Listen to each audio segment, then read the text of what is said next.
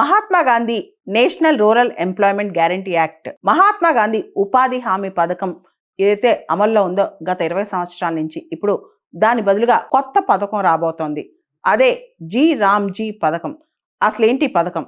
Viksit Bharat guarantee for Rozgar and Aajeevika mission Grameen, short కట్లో V B G Ramji అని పిలుస్తున్నారు. అంటే Viksit Bharat guarantee for Rozgar and Aajeevika mission Grameen అని అర్థం అనమాట. దీనికి సంబంధించి Mahatma Gandhi national rural employment guarantee scheme ఏదైతే 2005లో మొదలెట్టారో కరెక్ట్గా 20 సంవత్సరాలు పూర్తయింది. తర్వాత మనం చూస్తే కనుక అది చట్టరూపం దాల్చిందనమాట. Mahatma Gandhi national rural employment guarantee act అనేది ప్రపంచంలోకెల్లా అతిపెద్ద ఎంప్లాయ్మెంట్ గ్యారంటీ చట్టం అని చెప్పుకోవచ్చు. 100 డేస్ ఎంప్లాయ్మెంట్ గ్యారంటీ అనేది ప్రతి రూరల్ హౌస్ హోల్డ్ కి ఇచ్చారనమాట.